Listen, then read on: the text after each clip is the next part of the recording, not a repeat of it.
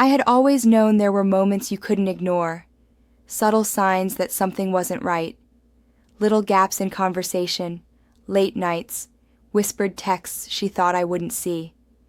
But I never wanted to confront them, because denial is easier than heartbreak, and hope is stubborn. It was a rainy Saturday afternoon when I found the diary. She had left it open on the nightstand while she stepped into the kitchen. A casual oversight, or so I thought at first. The room smelled faintly of her perfume, the kind I used to find comforting. But the words on the page stole that comfort instantly. "I don't feel anything for him," it read, in her familiar looping handwriting. I froze. My heart hammered, my mind raced. Not him? Not me? The rest of the page was filled with musings I shouldn't have read, about secret lunches, whispered calls, moments she had shared with another man that she hadn't shared with me. A betrayal, carefully documented in her own hand. I didn't yell. I didn't crumple the page or throw it across the room. I simply closed the diary gently, leaving it open where she would see it later. On her pillow. When she returned, she noticed immediately. Her face paled, the confident smile she usually wore fading into panic. Why is my diary open?" she stammered. I looked at her calmly. "I thought you might want to see something," I said softly, my voice even, steady, deliberate. "Something you wrote." Her hands trembled. You read it?" "I saw enough," I said. "I didn't need to read every page. The words were clear. I understand everything now." Tears filled her eyes. I can explain." I shook my head. "No, there's nothing to explain. You wrote it. You admitted it to yourself. That's enough for me." She tried to reach for the diary, to snatch it back, but I held it loosely, letting her see that I wasn't angry. I wasn't desperate. I was just done being deceived.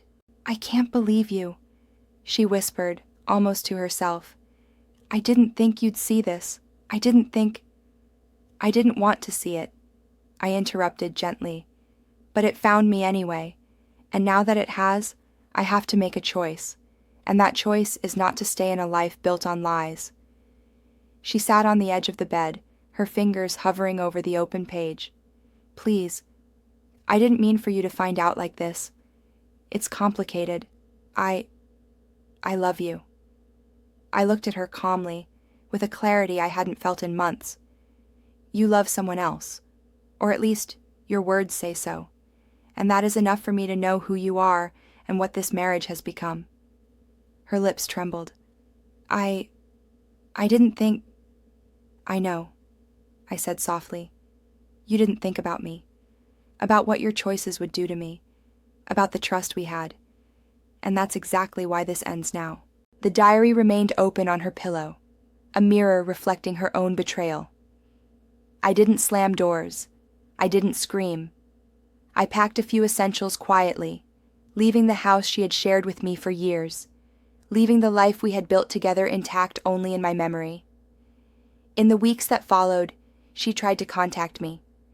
Emails, calls, messages, pleas, excuses, attempts at reconciliation. I ignored them all. The words she had written, the betrayal she had documented, had already spoken louder than anything she could say now. I focused on myself, on healing, on reclaiming the dignity that had been eroded by her lies. Slowly, deliberately, I built a life where honesty mattered, where trust wasn't optional, and where betrayal had no foothold. Sometimes, I replay that moment in my mind. The diary open, the words staring back at me, the look on her face when she realized that the truth was out. It wasn't triumphant. It wasn't cruel. It was clarity. Betrayal has a way of showing itself if you're willing to notice, and when it does, the power isn't in confronting or punishing, it's in recognizing it, accepting it, and walking away with calm, deliberate dignity. Leaving that house, leaving her behind, I finally understood that freedom doesn't come from forgiveness or revenge. It comes from self-respect, clarity, and the courage to step away from someone who no longer values you. The diary stayed on the bed that night, open, a silent testament to her choices. And for me, it became the symbol of a turning point. The moment I realized that betrayal, when faced with calm observation and deliberate action, doesn't have to destroy you. It can instead teach you the value of yourself.